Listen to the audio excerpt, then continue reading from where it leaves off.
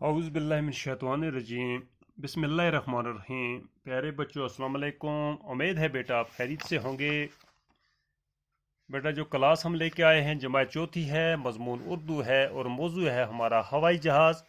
تو ہوائی جہاز کے حوالے سے ہم یہ جو لیسن پڑھنے جا رہے ہیں، اس لیسن کو ہم آج کنٹینیو کرنے جا رہے ہیں۔ یہ لگ بھگ تقریباً ہاف ہم نے پڑھا ہے، تو آج اس سے آگے ہم پڑھنے جا رہے ہیں کہ تھوڑا ان کو ٹچ کریں گے، پیچھے بھی ریوائز کریں گے اس کو۔ جہاز بنانے کے اس کام کو رائٹ بھائیوں نے آگے بڑھایا۔ رائٹ برادرز امریکہ کے رہنے والے دو بھائی تھے، ان میں ایک کا نام ولیبر رائٹ اور دوسرے کا نام ارول رائٹ تھا۔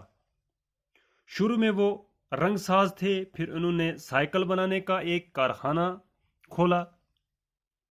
دونوں بھائی مختلف قسم کی کل پرزے بنانے میں ماہر تھے۔ دونوں کی خواہشیں تھیں کہ وہ ہوا میں اڑ سکیں۔ ہوا میں اڑنے کے لیے انہوں نے رات دن محنت کی، طرح طرح کے تجربے کیے۔ کافی تجربے کرنے کے بعد وہ گلائڈر کے لیے انجن بنانے میں کامیاب ہوئے۔ یعنی کہ بہت سارے تجربے کرنے کے بعد انہوں نے کیا کیا، یہ ہوا میں اڑنے کے لیے جو گلائڈر بنایا تھا اس میں کامیاب ہوئے۔ اور 1903، آج اس سے آگے ہم پڑھنے جا رہے ہیں، آج یہاں تک پڑھا ہے ہم نے، آپ سنیں پیج 81 پہ ہے۔ 1903 عیسوی میں وہ اس گلائڈر کی مدد سے کچھ دیر کے لیے ہوا میں اڑ سکے۔ یہ انسان کی پہلی کامیاب اڑان تھی۔ ہوا میں اڑنے والی یہ مشین کسی وجہ سے خراب ہوئی۔ رائٹ برادرز نے اسے ٹھیک کرنے کے لیے انتھک کوشش کی۔ انہوں نے دوسرا جہاز بنایا، کوششیں جاری رکھیں اور آخر کار وہ اپنے مقصد میں کامیاب ہوئے۔ اس طرح رائٹ برادرز کو ہوائی جہاز کا موجد کہا جا سکتا ہے۔ ان کی اس ایجاد کی بدولت دنیا کے اکثر ممالک ایک دوسرے سے جڑ گئے ہیں۔ اب ہم مہینوں کا سفر گھنٹوں اور گھنٹوں کا سفر منٹوں میں طے کر سکتے ہیں۔ ہوائی جہاز سائنس کی دنیا میں ایک تاریخی ایجاد ہے۔ تو بیٹا یہ آخر کار 1903 عیسوی میں وہ اس گلائڈر کی مدد سے کچھ دیر کے لیے ہوا میں اڑ سکے۔ یہ دونوں جو بھائی تھے، رائٹ برادرز جو تھے، تو ہوا میں اڑ سکے۔ یہ انسان کی پہلی کامیاب اڑان تھی۔ ہوا میں اڑنے والی یہ مشین کسی وجہ سے خراب ہوئی۔ یہ جو ہوا میں اڑنے والی مشین انہیں بنائے تھے گلائڈر، یہ کسی وجہ سے خراب ہوئی اور رائٹ برادرز نے اسے ٹھیک کرنے کے لیے انتھک کوشش کی۔ اس کو ٹھیک کرنے کے لیے بہت کوششیں کی۔